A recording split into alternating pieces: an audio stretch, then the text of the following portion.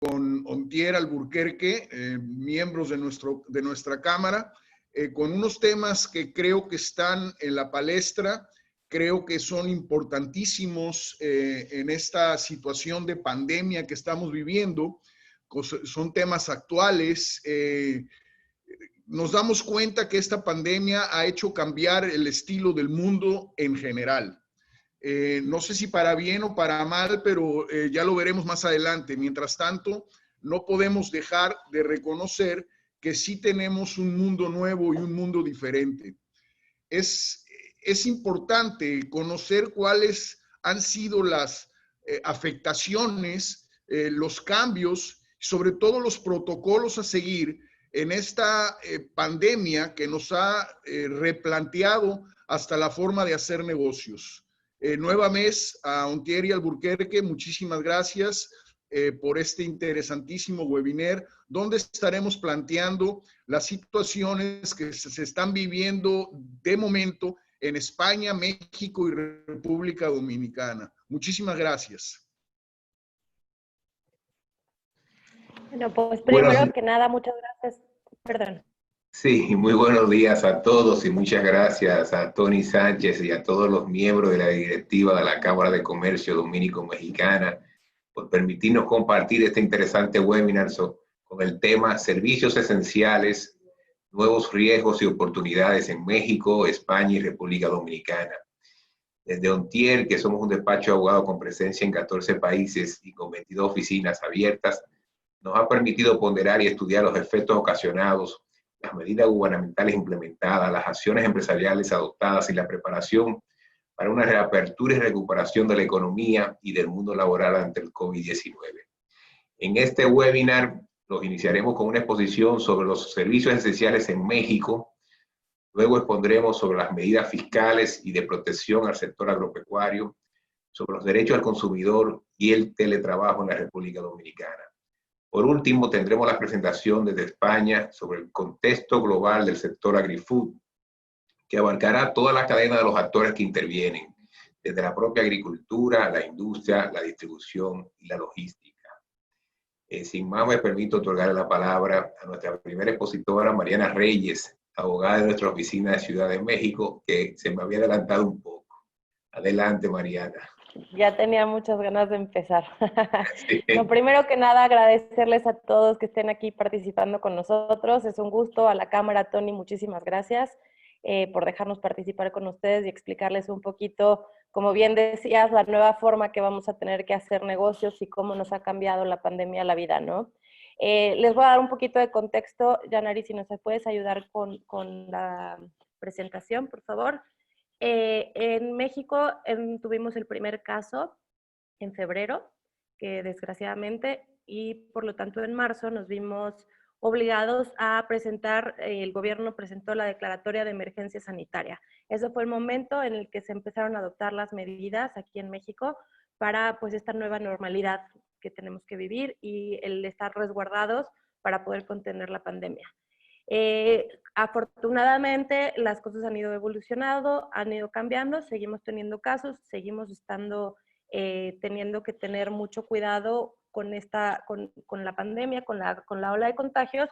Sin embargo, las cosas han ido mejorando y afortunadamente el 29 de mayo nos presentaron un nuevo acuerdo en el que plantean los lineamientos para poder empezar esta nueva normalidad y reactivar la actividad económica en México. En ese sentido, Yanari, si quieres ponernos el semáforo, por favor, la siguiente slide. Lo que podemos ver aquí es que se planteó un escenario de un semáforo en el cual cada estado tendrá que ir tomando las medidas de conformidad con la ola de contagios, cómo se ha ido conteniendo en los diversos estados de la República Mexicana. En ese sentido, se establecen cuatro colores. El primer color es el rojo, en el que absolutamente estamos en el riesgo máximo y entonces tenemos que resguardarnos todos y solamente llevar a cabo las actividades esenciales, que serían la salud, los supermercados, etc. Seguimos teniendo algunos estados en México que siguen teniendo el riesgo máximo, pero a partir del día de ayer, afortunadamente llegamos a un momento en donde pudimos cambiar el semáforo naranja. La Ciudad de México está en semáforo naranja, al igual que 17 estados de la República.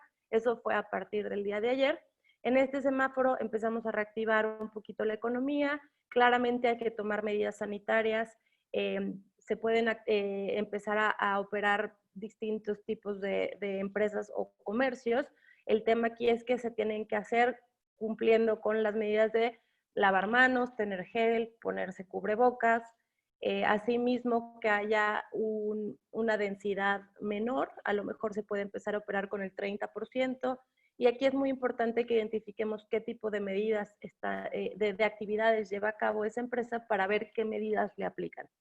Después de eso, vamos a poder llegar a un semáforo amarillo, en el cual evidentemente sigue habiendo un riesgo, pero el riesgo es menor, y eso nos permitirá empezar a tomar medidas distintas para que incluso en algún momento dado hasta los colegios y las universidades puedan continuar con sus estudios de manera presencial, tomando las medidas que resulten necesarias y que iremos viendo conforme vayamos avanzando y que podamos pues realidad ir viendo cómo podemos operar con esta nueva normalidad. Y ahí por último tendríamos el riesgo cotidiano, que es el riesgo normal, en el que se podría hacer una vida pues más acorde a lo que conocíamos previamente, aunque como bien dijo Tony, pues era una nueva normalidad, una nueva forma de hacer negocios. Entonces en México apenas estamos viendo cómo vamos a implementar estas medidas. Les digo, apenas el día de ayer llegamos al semáforo naranja y pues tendremos que ir viendo cómo seguirán evolucionando las cosas para ver cómo nos adaptamos a esta nueva vida. Bueno, habiendo dicho eso, le cedo la palabra a Derrick Hernández, mi compañero de Ontier, de República Dominicana, para que les platique un poquito más cómo van las cosas por allá. Muy buenos días. Yo, en mi parte de la presentación se va a dedicar a las medidas fiscales dadas por el gobierno de la República Dominicana a través de las dos principales direcciones de la administración tributaria, la Dirección General de Impuestos Internos y la Dirección General de Aduanas. La DGI ha dado muchísimas facilidades, tanto otorgando exenciones como postergando y dando facilidades de pago de las obligaciones tributarias.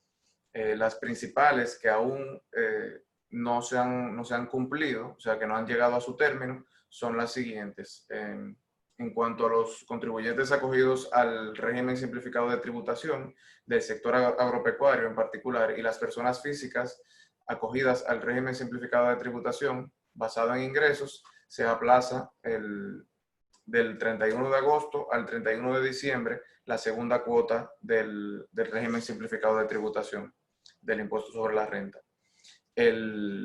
Para las personas jurídicas con cierre el 31 de diciembre, que les correspondía presentar la declaración y pagar sus impuestos en el mes de marzo del 2020, se les ha postergado hasta el 29 de junio del presente año. Igualmente, para personas físicas, sucesiones indivisas y negocios de único dueño, en cuanto al pago del impuesto sobre la renta y sucesiones indivisas, el IR1, se les ha permitido acceder al acuerdo de pago de 4 cuotas mensuales iguales y consecutivas a partir de la nueva fecha límite, que será el 29 de junio del 2020. Para MIPYMES, que son micro, pequeñas y medianas empresas, con cierre fiscal al 31 de diciembre del 2019, el 30 de junio del 2019 o el 30 de octubre del 2020, podrán beneficiarse de exenciones hasta haber generado ingresos brutos que no sean mayores a 58.314.600 pesos. Se les ha eximido del pago de la primera cuota del impuesto sobre la renta en caso de los contribuyentes beneficiados por la medida que hayan señalado el impuesto, que ya hayan pagado este impuesto, serán beneficiados por esta medida respecto de la segunda cuota. Y el aplazamiento de la primera o segunda cuota, dependiendo cuál corresponda, hasta el 29 de junio del 2020. Los contribuyentes que tengan acuerdo de pago correspondientes, sean anteriores o llegados durante la declaratoria de estado de emergencia, se postergan, se aplazan estos acuerdos de pago por 3 meses. sean las cuotas de abril, mayo y junio, correrán a partir del mes de julio. Y la declaración jurada y el pago de la primera cuota correspondiente a los contribuyentes acogidos al régimen simplificado de tributación se aplazarán hasta el 29 de junio del 2020. A continuación, vamos a ver las medidas dadas por la Dirección General de Aduanas. La DGA se ha encargado de complementar las medidas dadas por la DGI en cuanto a la no aplicación del ITEVIS en las importaciones de empresas amparadas bajo la ley de Proindustria a esos bienes que se encuentran grabados con un 0% de arancel. Igualmente, a las empresas, a las importaciones del sector de cadena textil, confección y accesorios de pieles y fabricación de calzados y manufactura de cuero, también suspende el cobro del ITEVIS de esos productos. Elimina también el recargo por declaración tardía, detiene el cómputo de los plazos de estadía de mercancías en República Dominicana bajo el régimen de depósito desde el 20 de marzo hasta 3 días posteriores al levantamiento del estado de emergencia y otorga un descuento de los días de la cuarentena a los plazos a computar. Estas medidas van de la mano con la suspensión en muchas actividades económicas y la mayor parte de los sectores productivos de la República Dominicana y son medidas solidarias para evitar el recargo que sería injusto cargarle a los importadores o personas que utilizan como almacenes de depósito los almacenes de República Dominicana por un hecho que escapa de las manos de todos los implicados. Y por último, las medidas dadas por el gobierno de la República Dominicana para protección del sector agropecuario son medidas de adquisición de productos del sector agropecuario para evitar que el impacto sea desproporcionado sobre estos productores que a fin de cuentas son las personas, el sector, uno de los sectores más importantes en la economía de la República Dominicana y la producción, tanto ganadera como agrícola, son dos pilares de cualquier economía. Vamos a pasar a mi siguiente slide. Gracias. El gobierno ha determinado que a lo largo de los próximos meses llegará a la compra de 5.6 millones de libras de carne de pollo, también 260,000 libras de queso para apoyar a los productores de leche. Ha diseñado un plan para asistir a los productores de vegetales de invernaderos y del campo abierto que tenían como destino el mercado turístico, siendo el mercado turístico el más impactado por esta situación debido a la necesidad de cierre de las fronteras. Las industrias que se dirigen a suplir el mercado turístico también han sido igualmente impactadas. Estas medidas tomadas por el gobierno sirven para paliar un poco esos daños y de alguna forma colaborar con este sector. El gobierno también adquirirá 50,000 libras de tomate, garantiza que el 85% de los alimentos que consume el pueblo dominicano sea producido localmente. Esto viene a contrarrestar las medidas que habían venido ocurriendo a lo largo de los años debido a la globalización, que permiten el acceso al consumidor de productos que vengan de cualquier parte del mundo. Ahora tenemos que mirar hacia adentro y apoyar la producción local para que luego de que esté restablecida la normalidad, entonces podamos volver a la normalidad anterior o a una nueva normalidad en cuanto al tema globalización. Las personas dedicadas a la producción y el transporte de alimentos nunca han estado sujetas a limitaciones de horario debido a que en nuestro país hemos tenido durante los últimos meses toque de queda y restricción de tránsito a ciertas horas para evitar la expansión del virus. Igualmente, en cuanto a las medidas económicas, A los préstamos y cuotas con vencimiento desde el 18 de marzo hasta el 18 de mayo se les extiende el plazo entre 60 y 90 días para estos préstamos tomados por productores agrícolas, y la extensión del plazo por 90 días al deudor para la actualización de las tasaciones de garantía para respaldo de crédito. Por último, en la reestructuración de créditos que se realicen a préstamos vencidos, se mantendrá la calificación de crédito intacta, de manera que estas deudas que no han sido pagadas en los últimos meses debido a la pandemia no afecten el crédito de los productores de este sector, pudiendo posteriormente recuperar sus créditos. A continuación, pasaremos con mi compañera, Kendi García, que le hablará de los derechos del consumidor en República Dominicana. Gracias. Buenos días a todos. Antes de adentrarnos a la presentación, cabe preguntarnos cuáles medidas están implementando las empresas en la República Dominicana de cara a la protección de los derechos del consumidor en tiempos de COVID-19 y de qué manera los comercios pueden adquirir un valor agregado ante la situación que nos ocupa. Para responder a estas interrogantes es necesario conocer la situación de los derechos del consumidor en la República Dominicana. En ese sentido, estos derechos están plasmados en el artículo 53 de la Constitución Dominicana y en la ley número 358-05 sobre protección de los derechos del consumidor o usuario. Ambas normativas establecen de forma resumida que toda persona tiene derecho a adquirir productos y servicios de calidad con informaciones veraces y objetivas de conformidad con la ley. En el recuadro podrán visualizar las instituciones afines a través de los cuales los consumidores pueden incoar sus quejas dependiendo del sector en la que ellos incurran. Por ejemplo, tenemos el Instituto Nacional de Protección de los Derechos del Consumidor, pero consumidor en el sector no regulado. Tenemos el Instituto Dominicano de Telecomunicaciones, Indotel, en el sector de telecomunicaciones, en Protecon, en el mercado energético, entre otras instituciones que podrán ahí visualizar. Ahora bien, la realidad empresarial ante COVID-19, tenemos que se ha generado crisis generalizada y nuevas prioridades y medidas, distanciamiento social, planificación personal y financiera.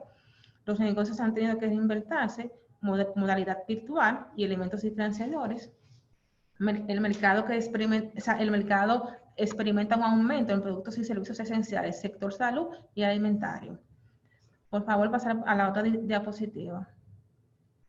Ahora bien, pueden visualizar las medidas que pueden adoptar las empresas en República Dominicana, tales como inspecciones y evaluaciones periódicas llevadas a cabo por un órgano interno de la empresa dedicado a la supervisión de las cadenas de producción y de calidad de los bienes y servicios, instalaciones de distribución adecuadas y seguras, información clara y oportuna acerca de los productos y servicios que ofrecen, contratos con términos y condiciones claras, concisas y justas, mecanismos de pago amigables y seguros, servicios de atención al cliente con presencia y disponibilidad eficiente, procedimientos de confirmación, cancelación, devolución y reembolso eficaces de las transacciones, procedimientos internos de solución de quejas y acceso al libro de reclamaciones, y el uso de un etiquetado inteligible y exacto para los consumidores.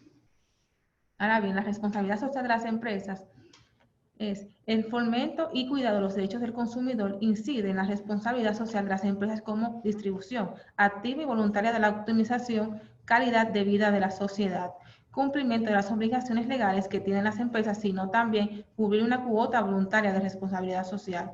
Postura empresarial focalizada en crear medidas que mejoren la experiencia del consumidor, resultando para el cliente o usuario un añadido a considerar al momento de ponderar opciones en el mercado, y el aumento del prestigio y la rentabilidad de una empresa, cumpliendo con el objetivo común de toda sociedad, aumentar el valor de los aportes de sus socios.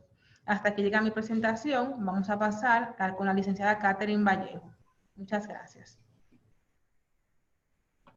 Muchas gracias, Kendi. Buenos días. Recientemente en la República Dominicana fue aprobada la reapertura de las empresas, por lo que no solo las empresas esenciales pueden operar. Sin embargo, el riesgo al contagio del COVID-19 es sumamente alto todavía, por lo que si dentro de las empresas se puede continuar con las operaciones mediante el teletrabajo, es recomendable que lo hagan. En ese sentido, es importante que los mencionemos, que es una obligación de todos los empleadores el proveer oportunamente a los trabajadores de todas las útiles y herramientas que sean necesarios para ellos poder realizar el trabajo convenido, siempre y cuando ellos no se hayan comprometido a utilizar sus propias herramientas. Está prohibido para todos los trabajadores el darle un uso distinto para el cual le fue entregado a estas herramientas que le fue entregado su empleador. En el caso del teletrabajo, las herramientas que se le serán entregadas depende del trabajo a realizar, pero entre las más comunes está la computadora, cámara, micrófono, impresora, conexión a internet, una línea telefónica, escritorio, silla ergonómica, entre otras. Yanari, por favor, pasa la presentación. En cuanto a los sistemas de controles personales del trabajador, un detalle importante a mencionar en este aspecto es que el empleador está facultado para implementar todos los sistemas de controles que entienda que sean necesarios y razonables para monitorear que el trabajador esté cumpliendo con las obligaciones para las cuales fue contratado. Asimismo, puede vigilar el uso que el trabajador le esté dando a todas las herramientas que le fueron entregadas por su empleador.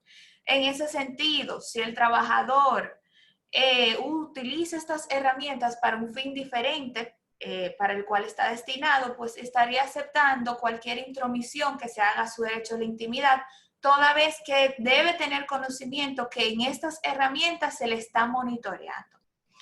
En caso del trabajador incumplir con lo anteriormente mencionado y cometer quizás otra falta del código establecida en el artículo 88 del Código de Trabajo, pudiera ser justificadamente despedido.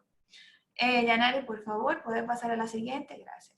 En cuanto a la metodología que pueden utilizar los empleadores mediante el teletrabajo, es muy recomendable que las empresas elaboren un plan en donde el cual establezcan todas las formas y las condiciones que será llevado a cabo el teletrabajo en la empresa, toda vez que así pueden asegurarse que el trabajador cumpla con sus obligaciones y además tendrá mayor control de que no le sean violentados los derechos a los trabajadores.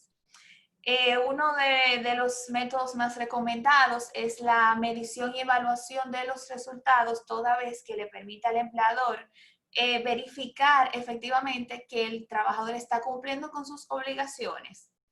Y así le permite cierta libertad a los trabajadores, ya que, por ejemplo, si le evalúan los resultados obtenidos, este tendrá una flexibilización de su horario de trabajo, toda vez que si en menor tiempo logra los objetivos pautados, pues tendrá más tiempo libre para dedicárselo a otros asuntos. En cuanto a las aplicaciones tecnológicas, es posible utilizarlas mediante el teletrabajo. Sin embargo, para esto es importante que todos los trabajadores tengan conocimiento de estas aplicaciones tecnológicas que está utilizando la empresa y asimismo debe hacer uso razonable del poder de dirección y control que tiene y usar las herramientas, estas aplicaciones, de una manera que sea acorde a las verdaderas necesidades de la empresa. Asimismo, utilizar todos los sistemas de control que sean menos nocivos para el derecho a la intimidad del trabajador. Para continuar con este tema y la protección de los bienes de la empresa, vamos a pasar con mi compañera Mariel Durán. Gracias. Muchas gracias, Catherine. Muy buenos días a todos. Gracias por estar participando en este webinar. El tema de participar en webinars y de practicar el teletrabajo se ha vuelto algo común y corriente debido a esta situación, traída por el COVID-19. Y en base a esta situación, yo creo que se desprenden dos temas o dos puntos relevantes que quisiera resaltar en mi presentación. La primera es que, de una forma u otra, un aspecto positivo que ha traído la pandemia es que nos ha enseñado a todos el potencial que tiene la tecnología para hacer cosas que antes no pensábamos que se podían hacer. Y el segundo punto que quiero traer a colación es que tanto los webinars como el teletrabajo se basan en la transmisión, la transmisión de información a través de una plataforma tecnológica.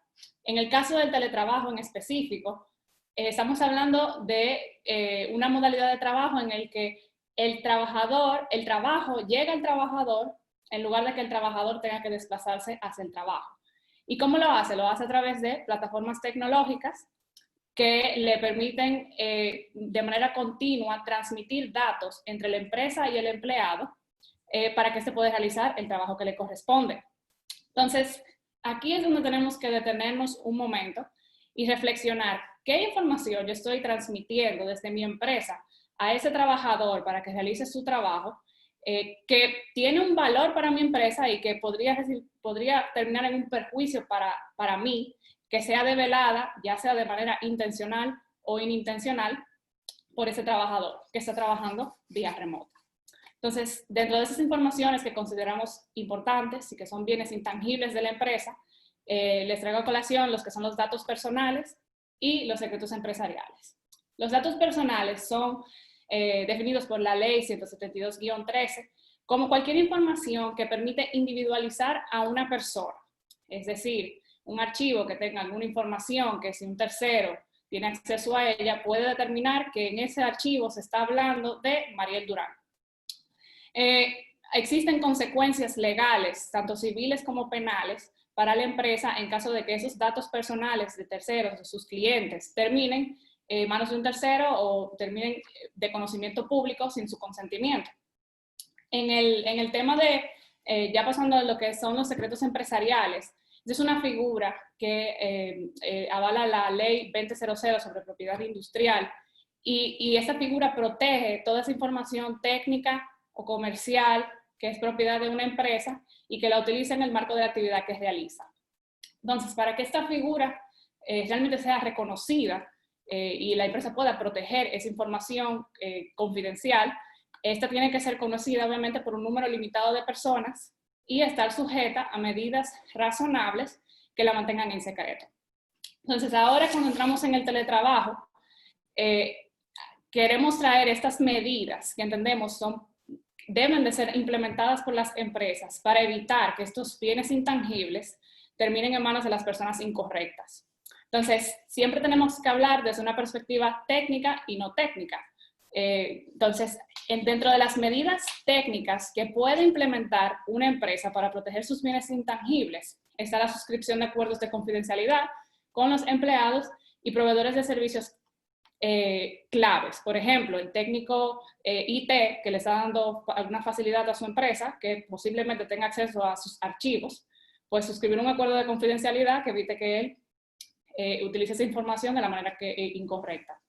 También suscribir políticas o protocolos de teletrabajo, que como mencionaba mi compañera Catherine, establezca un poco las condiciones de cómo se va a realizar ese trabajo virtual y que incluya elementos como la protección de datos, cómo se van a proteger los secretos empresariales, de qué manera se va a transmitir la información que sea segura y, bueno, otros temas que garanticen la ciberseguridad.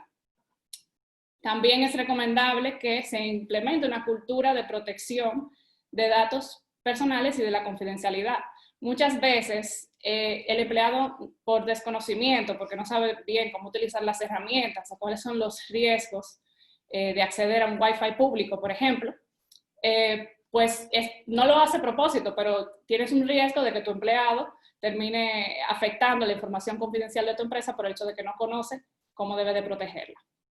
También es recomendable que se revisen los acuerdos o licencias de uso de las plataformas o aplicaciones digitales que se están utilizando. Si estamos utilizando una plataforma de almacenamiento en la nube, revisar qué dicen esos acuerdos sobre qué va a pasar o cuáles son las responsabilidades de cada parte en caso de una brecha de información. Y también es recomendable que se designe a una persona encargada en la empresa de garantizar el cumplimiento de la confidencialidad y de la protección de esos datos personales. Entonces, pasando a la presentación, les voy a mencionar algunas de las medidas técnicas que son muchas de ellas, las recomienda también la Comisión Nacional de Ciberseguridad de la República Dominicana, a quien recomiendo que sigan porque también publica informes y alertas sobre ataques que se están dando de manera cibernética en la República Dominicana y recomendaciones sobre qué hacer para evitar ser susceptible de uno de esos ataques. Entonces, dentro de las medidas que recomiendan está el uso de una red privada virtual, que en la medida de lo posible se proporcione, la empresa se encargue de proporcionar las herramientas, las computadoras, etcétera, al empleado y que éste no utilice su computador personal. También se recomienda restringir que cualquier persona de la empresa pueda acceder a un archivo que es considerado confidencial o un secreto empresarial, que se implementen patrones de zero trust o de no confianza, en el que siempre se tenga que autenticar la persona que va a acceder a la red privada de la empresa. Y por último, cifrar información confidencial que pase a través de las redes públicas o internet, de manera que en caso de que hipotéticamente tuvieran acceso a esa información, pues esté cifrada y no pudieran tampoco develarla. Finalmente, antes de yo pasar la palabra, y un poco aprovechándome de lo que dijo Tony sobre ese nuevo mundo al que nos estamos enfrentando, yo quiero invitarles a reflexionar. Él no sabía si eran positivos o negativos esos cambios. Yo siento que tenemos que reflexionar sobre esos temas que sí son positivos y que llegaron a partir de este momento de crisis. Y para mí aplica perfectamente una frase que dijo John F. Kennedy, de que en una crisis hay que tomar conciencia del peligro, pero también hay que reconocer las oportunidades. Dicho esto, me permito pasar la palabra a nuestro compañero de España, Luis Osuna. Muchas gracias, Mariel, y muchas gracias a Cadomex por la invitación a participar en este webinar. Hemos incluido, además, la parte agroalimentaria, la parte de agri-food, porque consideramos que, además de ser un sector que es esencial y a nivel global, ¿no?, en todos los países en donde está afectando esta pandemia, porque además tiene un peso importante en el Producto Interior Bruto en los distintos mercados, en los distintos países, ¿no?, en concreto en República Dominicana por encima del 10%, en México cercano a ese 10%, en España también por encima del 10%, ¿no? Es un sector, por lo tanto, importantísimo. Y para empezar hay que poner en contexto el entorno actual, ¿no? Y muy brevemente, antes de la situación del COVID-19, era un sector que estaba evolucionando, estaba en continuo cambio respecto al comportamiento del consumidor, a esos nuevos hábitos que iba adquiriendo, y siempre ha ido creciendo progresivamente, ¿no? Y ahora veremos después cómo va a condicionar también el futuro, ¿no? Al ser considerado además un sector esencial, es uno de los sectores pues tal vez menos afectados por esta crisis del COVID-19 a nivel global. Lo que pasa es que hay distintos canales, como el canal Horeca, como ahora veremos, en donde sí está siendo afectado de una forma bastante significativa y bastante importante, ¿no? A partir de aquí, y lo que nos va a traer la situación del post-COVID-19, va a ser un sector que va a seguir creciendo, puesto que la alimentación, en muchos casos, cuando hay situaciones de crisis, es un sector refugio para muchas compañías, incluso para fondos, etcétera. Pero todas las empresas van a tener retos encima de la mesa, algunos de ellos que vienen de antes, ¿no? Y va a haber un reto que va a seguir siendo, a pesar de las políticas en muchos casos más bien coyunturales, apoyando el producto local, vamos a seguir estando en un mercado global, ¿no? Y las empresas tienen que seguir apostando por esa globalidad. También por la seguridad y confianza, aún más si cabe después de esta situación, ¿no? El consumidor va a requerir eso, ¿no? Y las empresas lo van a tener como un objetivo fundamental. También aportar un nuevo valor, valores que van muy ligados intrínsecamente con la responsabilidad social de las compañías, como también ahora vamos a ver en esas tendencias, ¿no? Por último, el cuarto bloque, la tecnología. La tecnología va a ser también un elemento esencial, porque cambios que se iban a producir en los próximos 10 años se van a acelerar de una forma muy rápida en los 2 siguientes, ¿no? Por eso podemos decir, y paso a la siguiente slide, que el futuro va a ser totalmente diferente y va a ser muy diferente a lo que estamos acostumbrados ahora.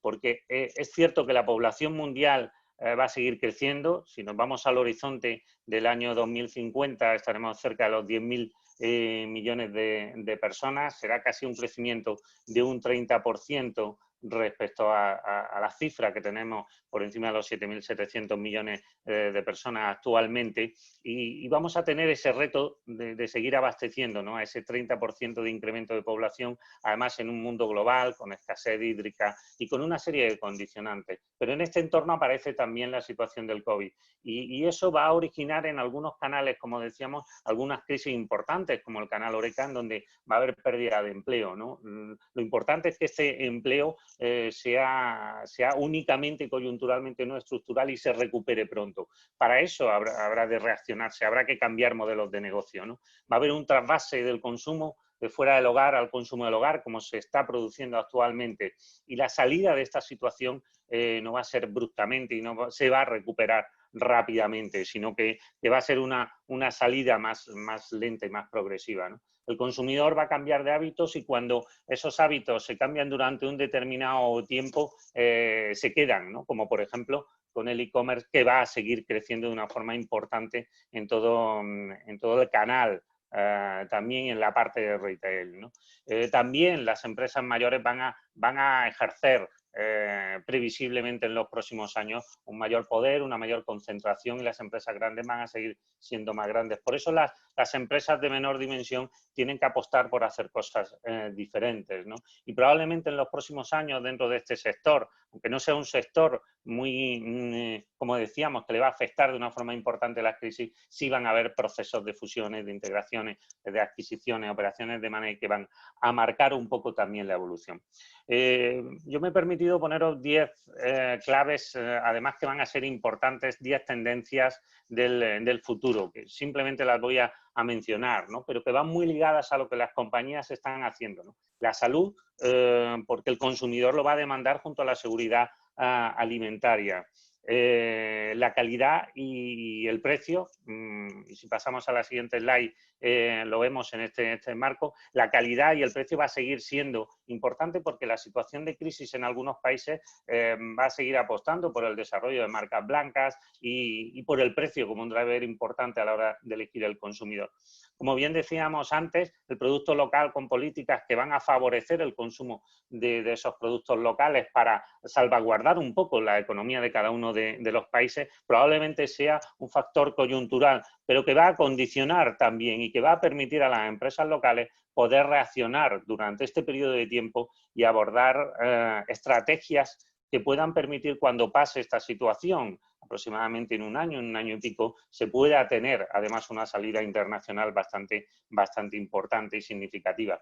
La transformación digital, el e-commerce y la tecnología, como decíamos, es otra de las tendencias claves que a lo largo de toda la cadena agroalimentaria se va a producir, no solo en el retail, en la industria, sino también en todo el sector primario. La sostenibilidad y el uso del plástico también preocupa mucho al consumidor. La legislación de los países se va a adaptar también en este sentido. La información y la transparencia es otra de las demandas, el conocimiento de la trazabilidad del producto, el origen, no solo del país, la cuestión de alérgenos, etcétera. Todo eso va a condicionar mucho también, junto a la tecnología, ese valor diferencial que muchos productores, que muchas industrias pueden aportar en sus productos. Y el consumidor va a seguir siendo exigente en la experiencia, en el consumo, exigente también respecto a la corresponsabilidad de las empresas, que sean empresas no solo eficientes, sino corresponsables con el medio ambiente, con el entorno. Y también, por último, el consumidor. El consumidor va a querer seguir en esta situación. Ya no quiere un negocio solamente que sea online o un negocio que sea offline, sino que quiere estar conectado continuamente, y los negocios, y sobre todo en el retail, tendrán que estar muy unidos, la parte on con la parte off, y va a ser una demanda también. No va a haber empresas puramente en un sentido u en otro. Son tendencias que van a ser claves en los próximos años dentro de este sector. Y para terminar, detectar algunas de las posibilidades que da, porque estas situaciones de crisis son también situaciones de oportunidades para las empresas, y para las empresas que sepan reaccionar, que sepan también, ¿por qué no?, asesorarse en estos momentos. Tienen una oportunidad importante, porque, como decíamos, lo que antes iba a pasar en 10 años, ahora va a ocurrir en 2. Y en los distintos sectores lo vamos a ver. Pero si lo analizamos en el sector agroalimentario, en la parte de agricultura, la tecnología agrotech, la biotecnología va a ser clave para poder abastecer esa demanda de alimentos que va a haber, ¿no? El salir a nuevos mercados y transformar las empresas y las compañías va a ser esencial. En la parte de la industria, la siguiente en slide, como vemos, el tamaño de la industria va a seguir siendo importante para poder abordar después de este periodo esos procesos de internacionalización en empresas que no lo han hecho. Pues ahora tienen una oportunidad de hacerlo, ¿no? La orientación a la sostenibilidad, como decimos, y la industria 4.0, la introducción de robots cada vez más importante, incluso los cobots, también en el sentido de esos robots colaborativos. Por último, la logística y la distribución. Importantísimo también, la distribución ha dado en todos los países también un ejemplo de cómo abastecer a la población, también los gobiernos, como antes comentábamos, lo hemos podido comprobar. Ha habido cambios en la legislación, en la normativa, todo eso ha afectado. Pero sí, especialmente, y lo pongo al final, hay un sector que está siendo muy afectado, que es el canal Horeca dentro de este sector agri-food, y ese se está reinventando en muchos países en donde ya se está produciendo. Por ejemplo, en España salimos dentro de una semana ya del día 21, pasamos en ese semáforo que al principio ponía Mariana, pues ya pasamos a ese estado verde, ¿no? Porque termina el estado de alarma. Por lo tanto, ese canal se está reinventando, se está reorientando de una forma diferente y esa reestructuración necesita muchas veces de ese apoyo. Tenemos una oportunidad y hay que aprovecharla. Para tener resultados diferentes hay que hacer cosas diferentes, como decía Albert Einstein, y en eso vamos a tener una oportunidad y lo vamos a poder demostrar. Muchísimas gracias.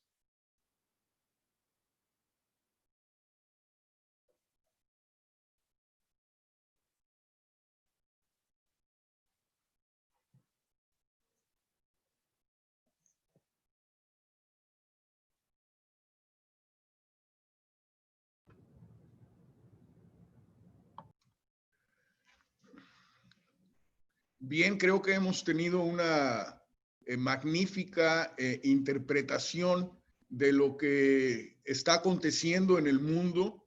Estamos viendo cambios que antes imaginábamos solamente que los veríamos más adelante.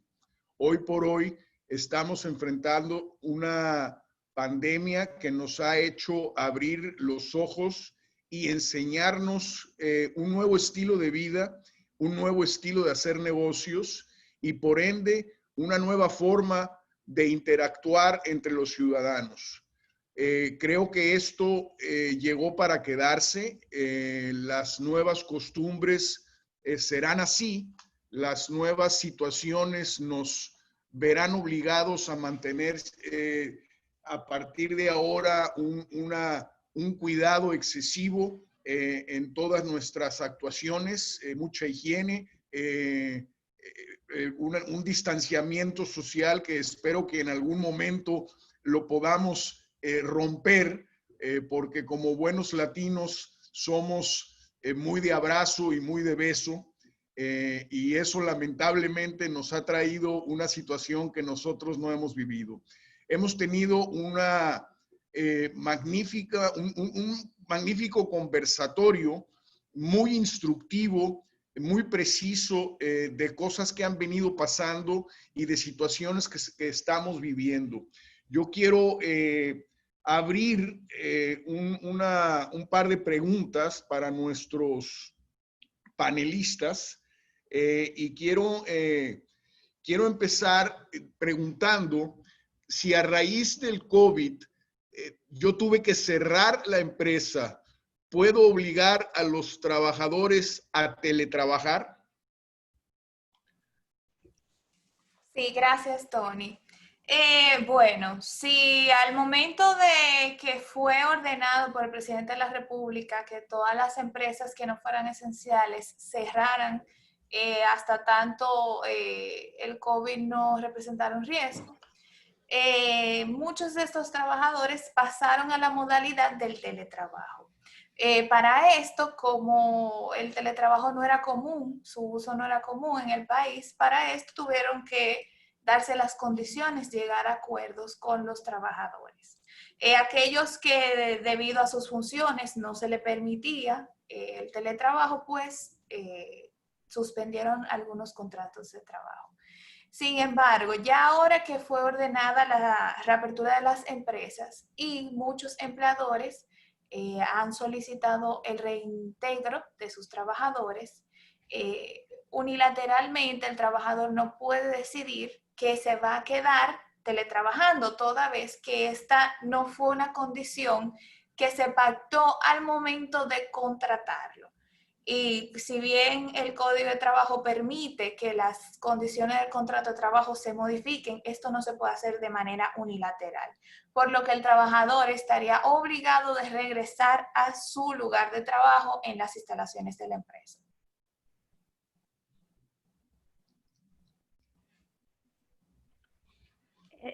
En México el tema del teletrabajo no está estrictamente regulado así como teletrabajo. Realmente se considera que es un cambio en el domicilio en el que se prestan los trabajos.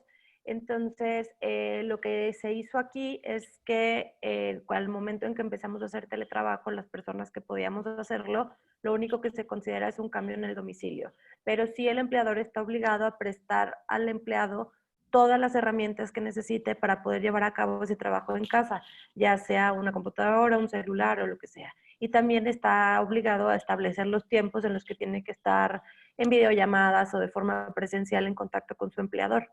Lo que sí es que si hubiera una modificación en las prestaciones, ya sea de su sueldo o de salario, no lo puede tomar de manera unilateral, lo tiene que hacer en conjunto con el empleado y tiene que registrar ese nuevo acuerdo ante la Junta de Conciliación y Arbitraje.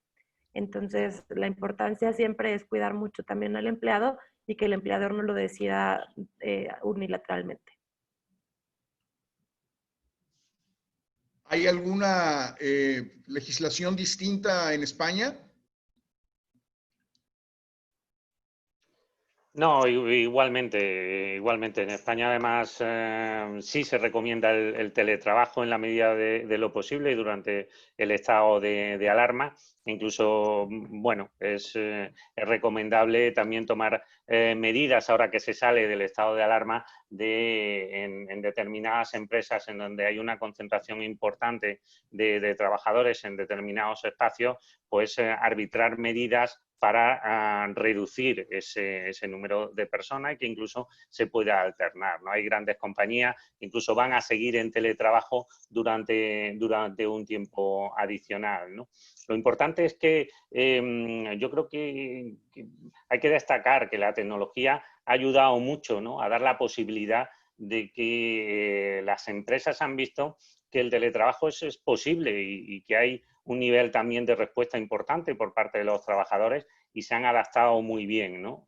Tal vez España es un país en donde también la cobertura desde el punto de vista tecnológico de las redes y las comunicaciones se ha hecho en estos últimos años un gran avance y ha permitido el poder trabajar de forma a distancia, ¿no? Y probablemente se está también solicitando una normativa que regule ese teletrabajo de cara al futuro.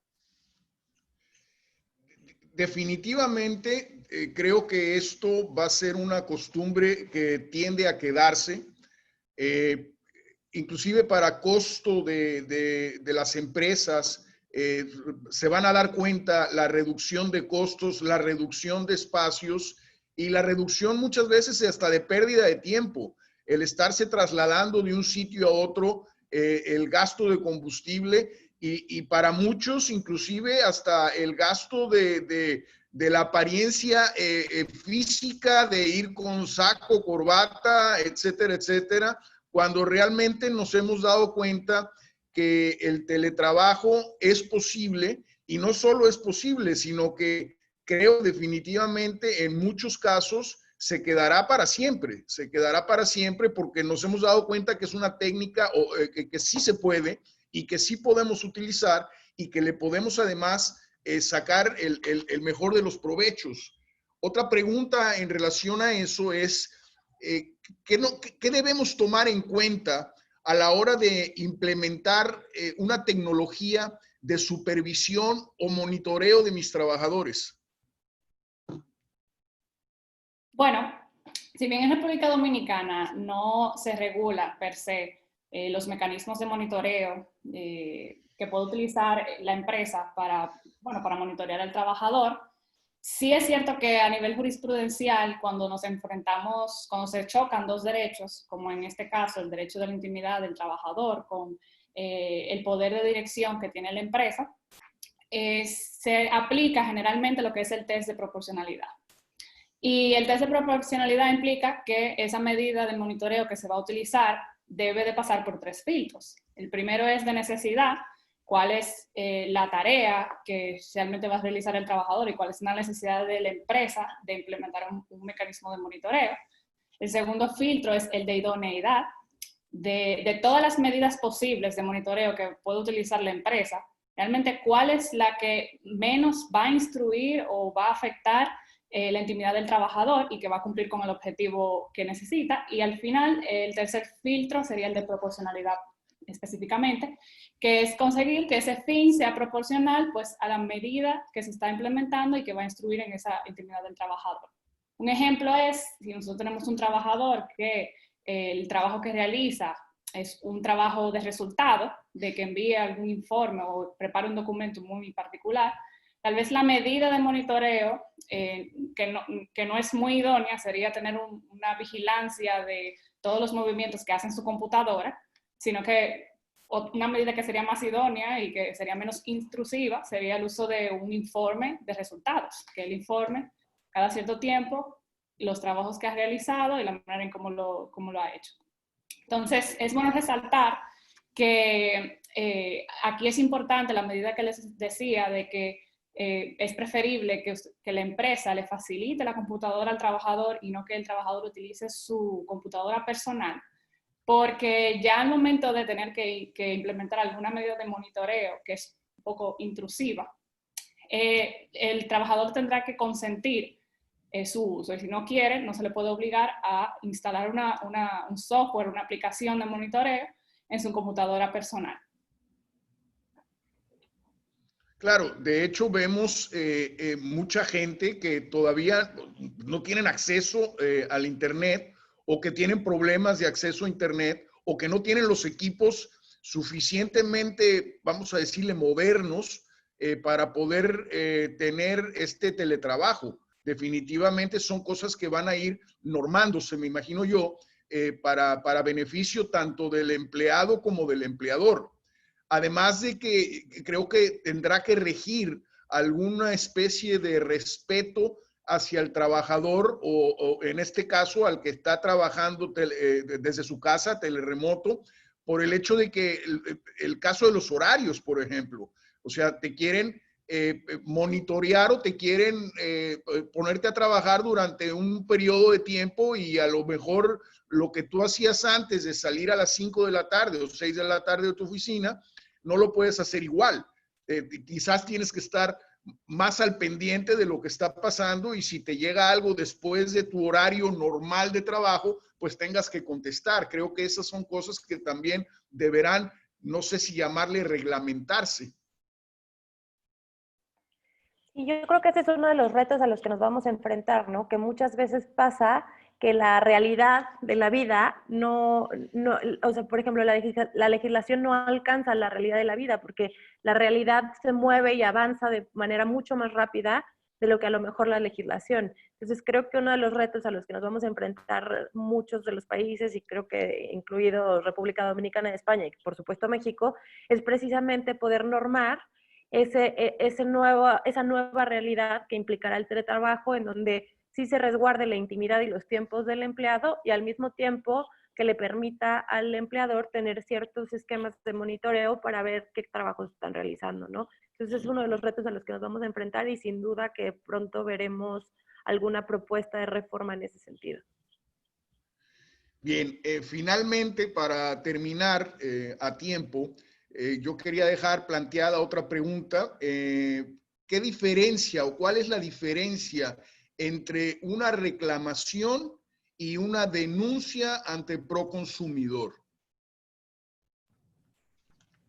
Sí, bien, la diferencia se encuentra en que en una reclamación, esta se va a poder dar cuando el consumidor o usuario haya adquirido un servicio o un producto de mala calidad y este vaya al proveedor donde adquirió ese servicio o producto para llenar un libro de reclamaciones y después apoderar al proconsumidor. Ahora bien, una denuncia es cuando cualquier persona visualiza en una empresa que han existido irregularidades en materia de derechos de consumidor y pueden denunciarlo ante el proconsumidor hasta de forma anónima. Esa es la diferencia. Perfecto, señores. Yo creo que a nombre de la Cámara de Comercio Dominico Mexicana les agradecemos infinitamente la atención, el haber participado en este conversatorio. Creo que, insisto en que ha sido de verdad muy refrescante, temas que estamos viviendo el día al día, que irán cambiando conforme nuestros diferentes países vayan abriéndose un poco más a la economía o a la nueva normalidad que tendremos que vivir. Yo quiero agradecer a nombre de la Cámara a Ontier Alburquerque por permitirnos participar en este interesantísimo teledebate, y a todos ustedes, muchísimas gracias. Agradecemos su participación y su excelente exposición. Muchísimas gracias. Mil gracias a todos. Gracias. Gracias. Gracias. Gracias.